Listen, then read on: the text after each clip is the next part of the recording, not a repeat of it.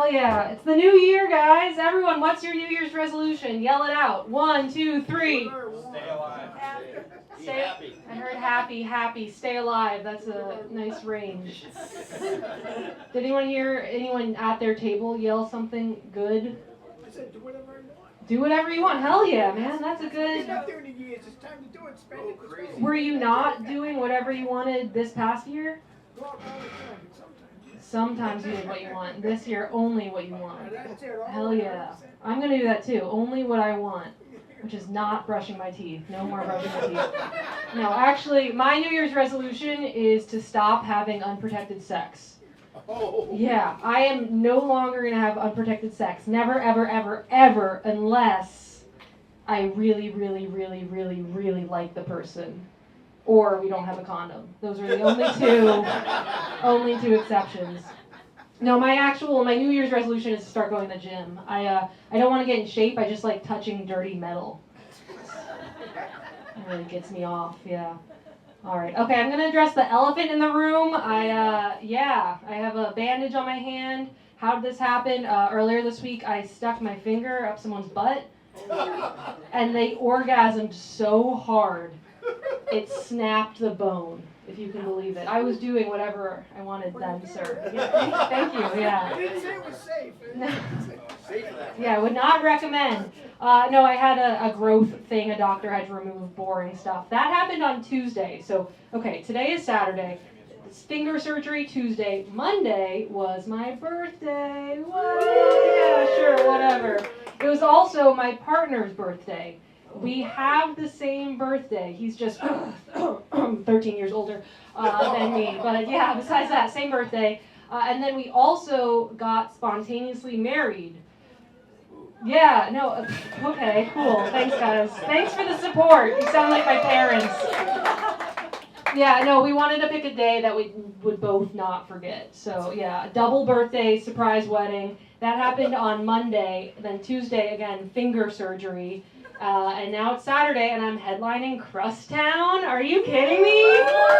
What an epic end to an epic week. There's nowhere else I would rather be, you guys. This is it's pretty sick.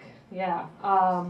Let's see. So my partner, my husband now is a little bit older than me, and I love being with an older man. You'll love this, sir. It's no offense. Yeah, sorry, I wasn't actually wearing my contacts. Are you 28? No. I just turned 30. Yeah, maybe a little more. I just turned 30. My partner, my husband is, oh my god, it's so weird to say. My husband is 43. I love being with an older man because he's into really boring shit. Yeah, like going to bed early and eating a lot of fiber. It's great. My bowel movements have never been healthier. Yeah. I also don't want to brag, but he does have hair in all the right places. Oh yeah. I'm talking head bald, back hairy, butthole waxed. Perfect.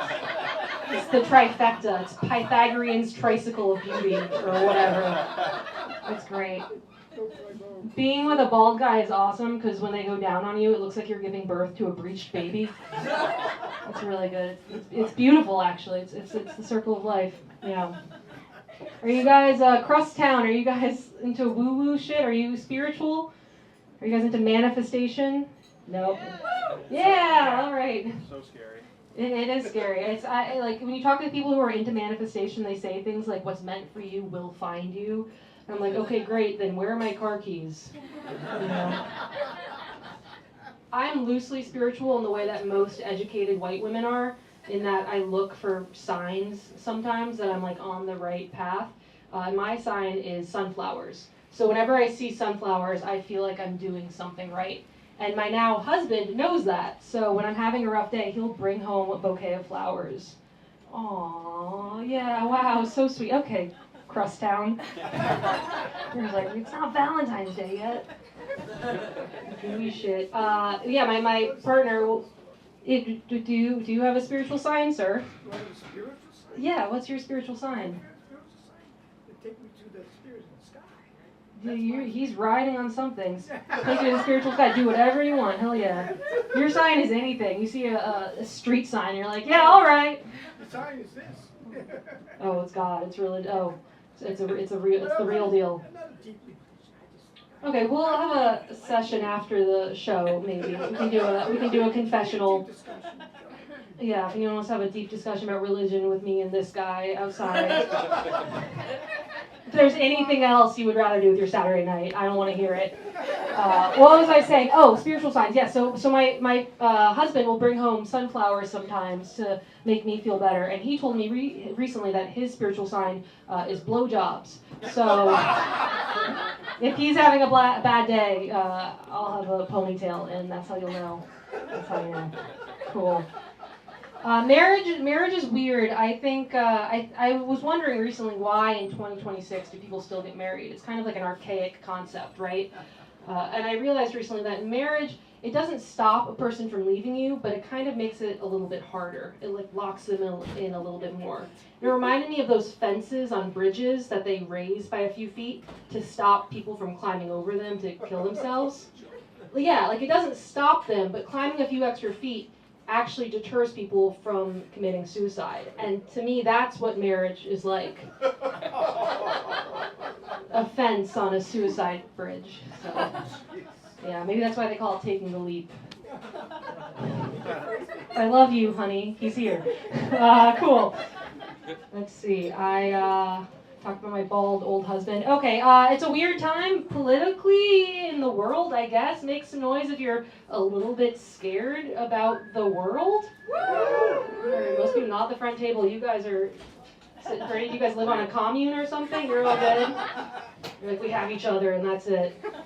That's cool. I do feel like it's a little scary. I think we need to bring back angry mobs with pitchforks.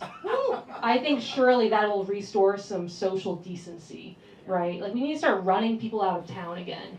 But the question is, where do we draw the line? Who do we run out of town? Someone was rude to waitstaff? Run them out of town. Didn't use their turn signal? Run them out of town. Yeah! Heckled a comedian at Crust Town? Get him out of here! Yeah, thank you.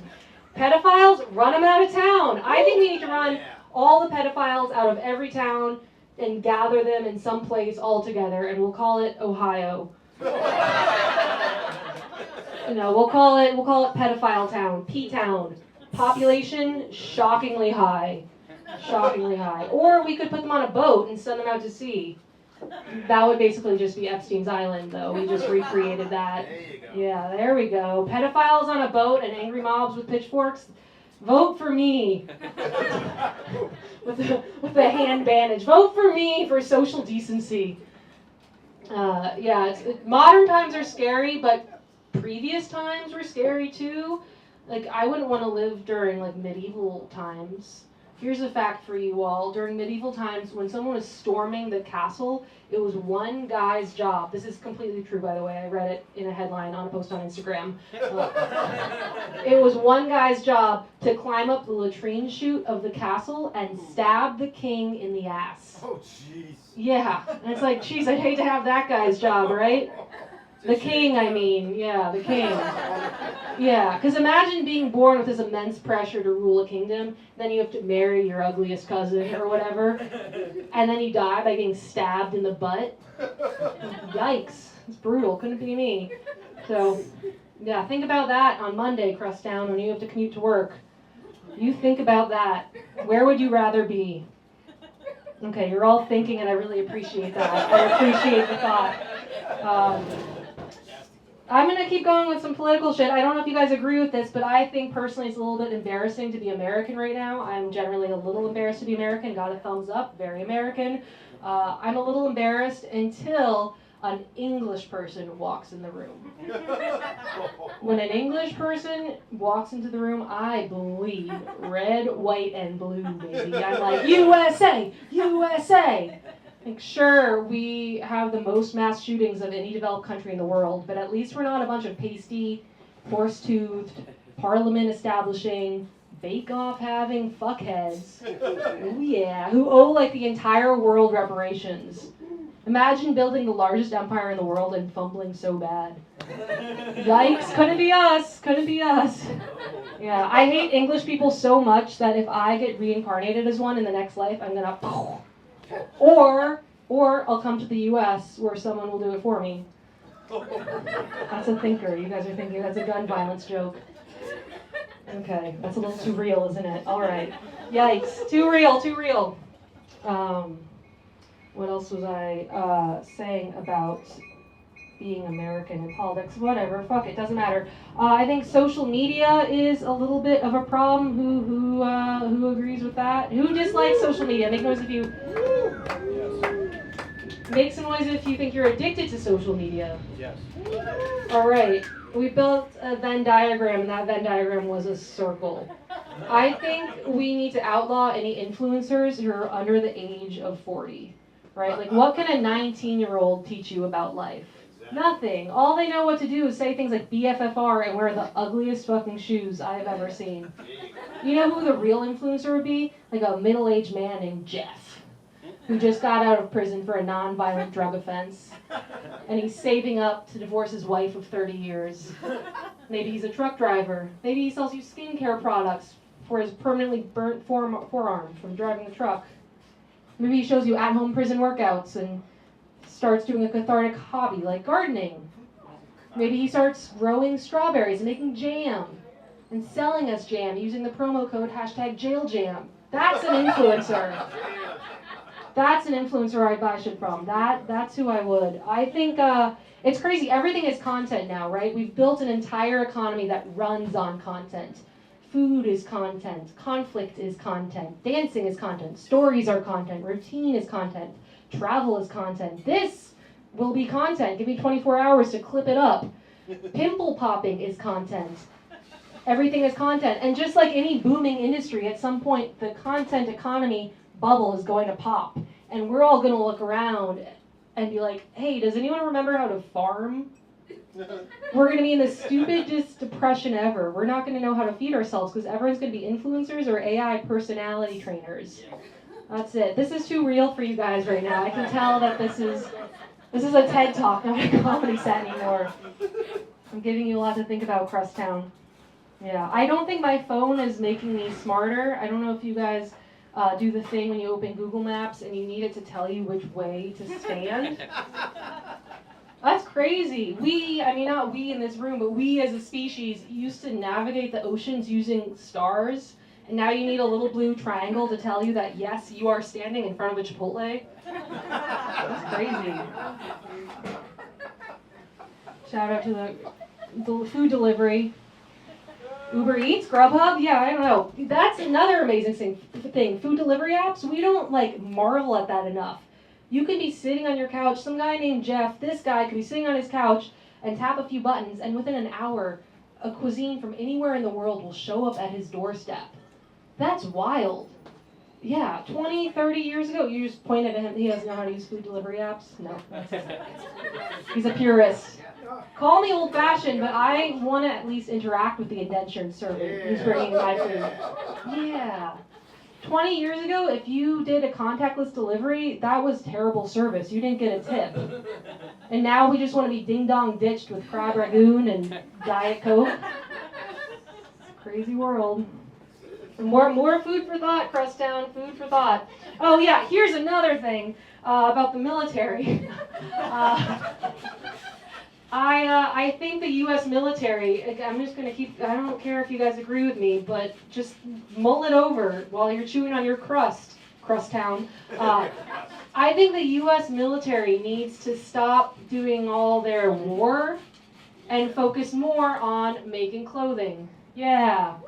There's never been a better time to make androgynous utilitarian streetwear. Right? Hear me out, Crust Town. The U.S. people, we don't want democracy in other countries. We don't care. We want practical footwear and clothing with lots of pockets. That's combat boots, cargo pants. The U.S. military should just become H&M. Right? Would that be like a capitalism final form if the U.S. military became a fast fashion company? That's okay. You guys are still thinking on that. I've been talking about fashion. I don't really like wearing a bunch of things that show a lot of skin or are flimsy or whatever. I want to be strapped into my clothing. I want to be buckled in with lots of pockets. I want to be able to run for the bus or from a serial killer. It depends on the time of day. And that's what I call fast fashion. Right? Yeah. Here's a historical fact if you want it. A few hundred years ago, men actually stopped designing women's clothing to have pockets because they thought if we had pockets, we would use them to carry around trinkets and spells for all of our witchcraft. Whoa, isn't that crazy? Isn't that crazy that they were right? Whoa! That was salt. Your crops will now fail. Crust Town, I just cursed you. Okay, cool. You guys are with me, and you know I love that. Hey, who's drinking tonight? Make some noise if you're drinking, Crust Town. You are, yeah. Sober front table, that's terrifying. Cool. Yeah, okay, great. Cool, I just started drinking for the first time in my adult life a few weeks ago. I could never drink before for medical reasons, and when I said that to people, they got really weird. They would say things to me like, oh, you're so lucky. I wish I had a medical reason to stop drinking, and I'd be like, you do, it's called alcoholism. But recently I've been able to start drinking, and I have realized why people like it so much. It's great, it makes everything better. And it's not too expensive if you skip dinner, right? It's a slippery slope, though. I've learned that I like things with a high alcohol content, like 12% IPAs, gin martinis, some rubbing alcohol in the bathroom. Fuck it, I don't care. Yeah, it's a slippery slope. I also learned that people did not like hanging out with me when I was sober. And dating was almost impossible, not just because of the drinking thing, but because of the comedy and my personality and whatever. But people don't like going out with someone that's a literal mirror that shows them that they're an alcoholic. One time I went on a date with a guy who said, hey, Chloe, I don't think we can go out again because you're too inhibited for me. Too inhibited, as in the opposite of inhibited. He said, you're too inhibited. And I was like, wow, thank you for letting me know that you're too into date rape, I guess. Oh, the R word. Okay, pulling back for me, Crust Town. Your last comedian was talking about weed. Are you guys, who here's high? Make some noise. Woo! Get 'em! It's not legal in Massachusetts, right? It is now. Oh, you gotta change your setup a bit. I'm from New Hampshire. Oh, okay, never mind. Sorry. I'll stop editing. Okay, it's legal here. It's legal. It's getting legal everywhere. It's awesome. I remember the first time I got too high. It was the first time I took an edible, and many of us have probably had this experience where you take it and then it hits hard. And I realized I was too high when I decided to make spaghetti, but I forgot to turn the stove on. So I stood over a still pot of water for like 25 minutes maybe. And I was thinking to myself, I was like, wow, it's true what they say. A watched pot never boils. Yeah. And it never did. It never did, Crust Town. Yeah. It will, if you believe enough. If you just pray. No, I've started doing this thing. I've developed this habit where when I get kind of high, I insist on taking out my contacts and putting my glasses on instead, so people can't tell that I'm high. Like it's going to disguise it. It gives me a barrier or something. It's like reverse Clark Kent, right? It's like I get high, I put on my glasses, and then I become stoner girl. It's really cool. Very cool, Chloe. Yeah. I asked you all if you're high, right? Yep. Okay, I'm excited. Oh, who here? No, I don't. Yeah, I'll do one more survey. Who here is a roommate? Make some noise if you have a roommate who's not your spouse. Yeah. Do you ever hide in your bedroom to avoid talking to your roommate in the common area? All the time. All the time. Very You close. all the time. Oh, you got your family roommates. No. No. Oh. I love it. Just touching each other. Just trying to show affection. That's sweet. We don't know how. Yeah. We're like stepbrothers. There is a loneliness epidemic, and I can see it happening in front of me. Yeah. I used to hide before I got married. I had a roommate, and I hid from them all the time. That was because I lived with an old man, not my husband, a different old man. I lived with a 72-year-old man named Ted for 2 years. He was recently retired and divorced, and I am a stand-up comedian with a bike. So together we were almost a fully functional person. It was really beautiful. It actually was great until Ted got kidney stones. Yeah, which kind of ruined the vibe of the apartment. But I'm a good roommate, so I started screaming when I peed out of solidarity. Yeah. I tried to help Ted get a girlfriend so he'd spend less time in the apartment, and he killed it on Bumble. He really did. Because he was a prime target for scammers. Yeah. Oh, he's not here. It's fine. We can laugh. Yeah, he would show me a photo of like the most AI-generated woman you have ever seen. And he'd say, look, Chloe, doesn't she seem too good to be true? And I'd say, yeah, Ted, she is. And then they'd keep talking and she would try to get him to invest in gold or whatever. And I would try to like help him get to the realization he was being scammed, but I couldn't outright tell him. That doesn't really work. So I'd be like, hey Ted, maybe slow down on talking to this person. And he'd go, yeah, Chloe, you're right. Gotta play hard to get. Gotta make her come to me. I'm like, no, Ted, that's not what I meant, damn it. Okay, you guys know him or something? Let's feel bad for him. It's okay, it's fine. He's with a lovely online woman who doesn't exist right now. Okay. Ted liked to say to me that he was the last of a dying breed, and I'd be like, okay, then hurry up. He would say that because throughout his life, he had a wife, a secretary, and a housekeeper. So while he climbed the corporate ladder, there were 3 women behind the scenes making sure that he was fed, clothed, and occasionally jerked off. And I was like, wow, Ted, a man who can't take care of himself? I wouldn't consider that a dying breed. They still exist. They've just migrated to Austin, Texas, or wherever. I don't know. Okay. You guys like Ted. That's cool, that's cool. I was just talking about the loneliness epidemic. Living with Ted did make me realize that there are a lot of lonely people out there. Ted is one of them. And it was actually really great that we were able to live together and keep each other company. I think it's so silly that there's a global loneliness epidemic. There are 7 billion people in the world. Haven't we heard of the buddy system? What if everyone just pairs up? You guys have a good start. I don't want to brag. I'm not lonely. I have a ton of friends. If you lined up all of my friends from head to foot, they would line up like this and cross the stage twice. They're mostly ants. So that's actually pretty impressive. Okay, that's pretty impressive, Crust Town. Your last comedian bravely came up here and announced that she was white. I too am white. I'm white. Thank you. I'm so white. How white are you? I'm so white. I went to a liberal arts college where I learned to feel badly about being white, surrounded by other white students. Yeah. My college experience was so white that there was an open forum one year called "Is It Okay to Be White?" where the student body voted unanimously, no, it is not. Yeah.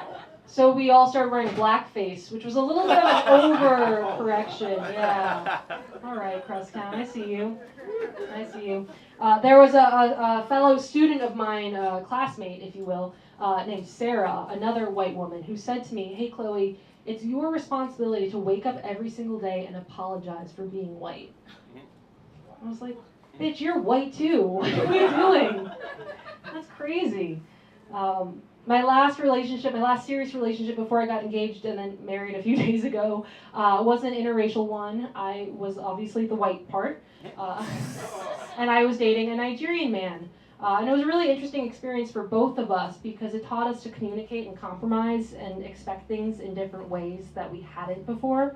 Like, for example, my ex loved to rap, and he would frequently start to freestyle and then toss me the air mic to take it away. And I would freeze like a possum playing dead. I'd be like, I'm from Connecticut. What do you expect from me? And I said to him, I was like, babe, we have to like level the expectations for each other, right? Like you can't expect me to spit some bars with you, and I can't expect you to come with me to visit my grandma. It's a slow burn. And we just have to be okay with that. Yeah. I should have seen the end of the relationship coming because the same night that we hooked up for the last time was the same night that we watched Judah and the Black Messiah on HBO. Yeah. And so we watched that movie and then we were hooking up and he was choking me, which I'm into. I was into, but he like really meant it that time. He was like, "This is for Fred Hampton." And I was like, "Yeah, fuck white people." Okay, that's a historical cut. Crust Town, stay with me here, civil rights. Yeah, so then we broke up. A comedian asked me one time backstage, actually. He said, "Hey, Chloe, is it true what they say for white women? Once you go black, you know." And I had to go through the Rolodex of my dating history. I was like, okay, the first black guy I dated was half black, half white, and his name was Connor. And then I dated an African-American man named Daquan. And then I dated a fully Nigerian man named Obi Okeno Okonkwo. And then I dated a Jamaican, and then a Haitian, and then a Botswanan. So I was like, I guess once you go black, you just go progressively blacker, and then you date your way around the diaspora. And now I'm married to a Scottish guy. So I guess my type is anyone who's been fucked by English colonialism. Damn them. Yeah, I'm married to a Scottish guy, but don't worry, he has a huge penis, so, and, okay, Crust Town, is that where I lost you? Thank you. Oh, I like it. I like Thank it. you. You like it? I like it too, honestly. No, I like him. That's how I remember I broke this. I stuck it up his butt. My mother, who is another famously white woman, texted me recently. She texted me an article from the New York Times titled, "Dancing, is it the kale of exercise?" She sent me that article and said, "Hey, have you heard of this? Should we try it?" And I was like, you are a middle-aged white woman in suburban Connecticut who is considering dancing for the first time because the New York Times compared it to kale. You need to wake up every day and apologize for your whiteness. That's crazy. That's... Okay. Maybe this audience is too white for this? I don't know. All right. I think I'm gonna wrap things up unless I'm not allowed to. This feels a little like a hostage situation. I'm gonna close with this. All right. Crust Town. I'm a comedian. Yes. I write jokes. Yes. Some of them are good. Some of them are amazing. Some of them are all right. But I'm trying to challenge myself more as an artist. So recently I started writing for different platforms. Most recently I started writing porn. Yeah. And I think porn is so valuable as a medium because everyone watches it. So I was like, okay, when I write a porn, I want it to have a deeper meaning to it. I want it to help change the world in a better way. So I don't know if you guys want to hear the first draft of my porn, maybe? I don't know, Crust Town. Okay, this side is into it. You guys are scared. I don't care. Here it is. I'm going to let myself go. Here's the first draft of my porn. All right, so imagine a super hot Crust Town pizza delivery guy comes to the door, and they're like, "Ding dong, did anyone order a meat lover's pizza?" Whoa. And the woman answers the door, and she's like, "Oh, not me. I actually don't eat meat. Did you know that cutting out meat is the #1 most impactful decision a person can make to lower their carbon emissions? And just 1 pound of beef takes 1,800 gallons of water to raise?" And then he'll go, "What? Whoa, I had no idea. Good thing I have a pound of beef for you right here." And then she'll go, "Great, just put on this condom. There are over 20 million new cases of STDs reported in the US every single year." And he'll go, "What? A condom made out of rubber that'll take 50 to 80 years to decompose? Or will become one of the 5 trillion pieces of plastic in our oceans today? No, thank you." You guys are learning, and I appreciate that. And then she'll go, "Great, how about you just go down on me for 45 minutes. And then they'll high five and go, 'Stay in school, kids.' And you'll come." That's it. That's my porn. Hey guys, I'm Chloe Matonis. Thanks so much for being here. Make some noise for Max, your host.